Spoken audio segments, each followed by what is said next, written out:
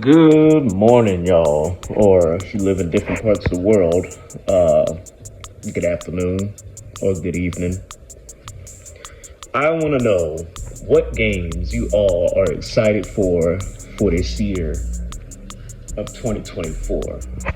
Um, there's a lot of games coming out this year, but there's only a few that I'm really excited for. Towards the beginning of the year, just to pop this right off, we got Tekken 8 that's coming up right around the corner, which is going to be a really big one. I'm excited for that one. Been playing the Tekken series since the first three iterations, since the third one. The third one, I always say, I've been playing Tekken since the main entries. I've been playing since the third one. The third one was like my official first one. And then like I went over my aunt's ex-husband's baby daddy's house and I played Tekken 2. I don't think I ever officially played Tekken 1 unless it was on. I was just watching last night. Unless it was on Tekken 5. Because on Tekken 5 you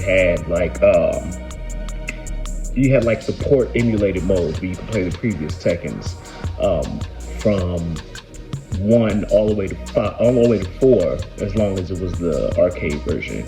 So we got Tekken 8 I'm really excited about. Love that game, love that series. I hope it holds up as well as its other games, but from what I hear about it, not even touching the demo, people say it's really good. Up next, as far as the game I'm excited about, is Final Fantasy VII Rebirth. I think Final Fantasy in general is a really cool series.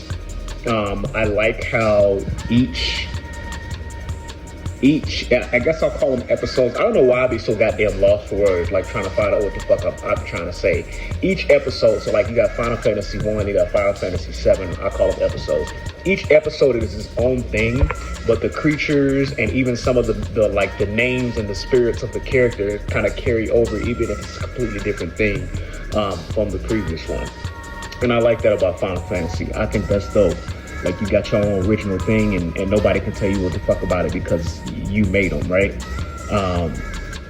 My favorite one so far is Tactics Advance, which with all the ports and the remakes and stuff that are coming out, and especially with the lack of ability to play previous handheld video games anywhere else unless you emulate them, but obviously that's frowned upon by Nintendo. I wish they would re-release Tactics Advance because I really like that game. That was like my first official Final Fantasy. And then I got into Final Fantasy VII for two reasons. One, I remember as a kid, I was going into the store, going to the mall with my mom, and we walked by, I believe it was either a Radio Shack, which if you know, you know. I don't even think those things exist anymore. It was either a Radio Shack or some kind of electronics store. And on all the TVs on the side of the wall, they had Advent Children playing. And I thought that was the dopest fucking CGI I had ever seen, like back then. And even now, it still holds up. It's great. And so from that point moving forward, I didn't play the official Final Fantasy VII. I always just like rewatch Advent Children, especially like when YouTube started becoming a bigger thing when it first dropped. I got into Final Fantasy VII through Kingdom Hearts 2 specifically, because they had Cloud and Sephiroth and Tifa and Yuffie. Hell, even Sid. They had a bunch of 7 characters. And Aerith too. Aerith was in the first one. But they had a bunch of them in the second one. And I played the second one. I really liked Kingdom Hearts. That was like probably my first official RPG. And I always thought it was dope. And then Remake came out. And I thought they did a really good job with Remake. I used to watch this guy speed run the original FF7 and caught up on the story through like reading through what the hell was going on and how interesting it was and how they created this world. And so I played Remake and I wanted more. And they got like 2 more coming out. They got Rebirth coming out, that's in February. And then they got the which is 2 discs. 2 discs for 1 game nowadays, which is fucking nuts. This game must be goddamn huge, right? Because most games, hell, even Call of Duty, the shit is like 100 to 150 gigabytes, almost 200 gigabytes just to put 1 goddamn game on your console. You got to delete everything to have fucking Call of Duty. And this goddamn game's going to have 2 discs. That's going to be fucking insane. But I already know it's going to deliver because the first one was good. And Square Enix so far is good at one-upping themselves, like Santa Monica Studios with God of War. And I think that's going to be pretty interesting. I'm really looking forward to playing that. And these are right around the corner, like towards the beginning of the year too. Then you got Street Fighter 6 DLC, which Akuma's dropping. That's like one of my favorite characters in the game is Akuma. You got him coming up. And then what else is coming out this year that I'm looking forward to? I think Black Myth Wukong, the game that's supposed to be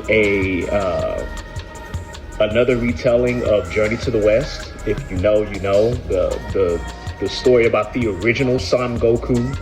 I think that's going to be interesting because it presents itself like a Souls-like, and from what I've seen, it looks interesting, and I think it'll be something that holds up. And this is from a company that, to my knowledge, no one has heard before this game has come out. So these are the things I'm excited about. Street Fighter DLC with Akuma.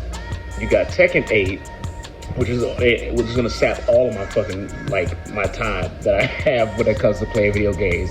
Then you got Final Fantasy VII Rebirth, which is going to be 2 goddamn discs in the year of 2024.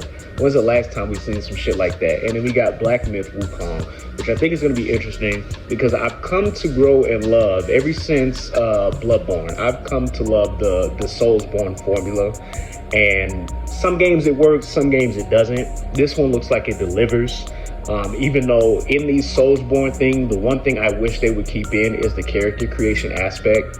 Like, even if you can just dress up like in Black Myth, you can just dress up Son Wukong, right, and give him like different fur or different appearance, especially since if you actually know, he's already a motherfucking shapeshifter.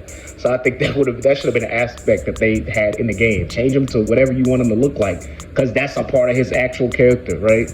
But I'm trying to look at other games and see what was coming out this year. Nothing too exciting. Those are the games I'm excited about. I just hope in the future, one thing I do hope for, and a lot of other people have been hoping this, is, I'm gonna say this and I'm gonna get the fuck up out of here.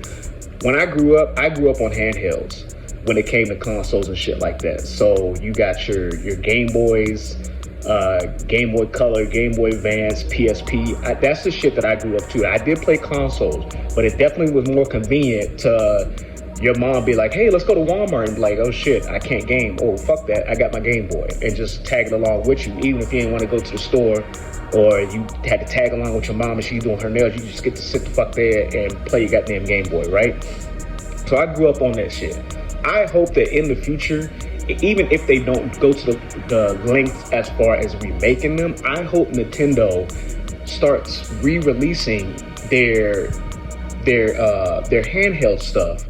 It's for people to play on the Switch, or hell, even on your phone or something. Like, license that shit. How they got Pokemon Go and all these other games on the iOS and Android and shit like that. I hope they start releasing these games so people have the ability to play them. Because one thing I do see in the community, and mostly from the goddamn devs and people who police that shit, is people crying about emulators. Why are you emulating my game? Why are you emulating that game? You know, it's blah, blah, blah, blah, blah, blah. People are willing to pay for these things.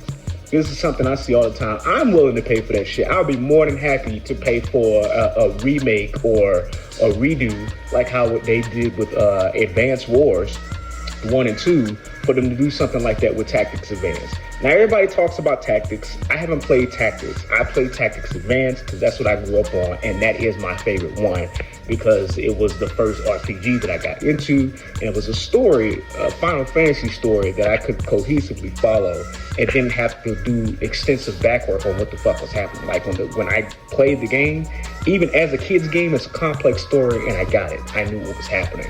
So it was interesting to me. Other shit like that, man. The Sonic Advance series, the Kirby games. There's so many Game Boy games, like really good one. Metroid Fusion, I think they already released that one. But there's so many good games that can be released on handheld, and I wish they would do that.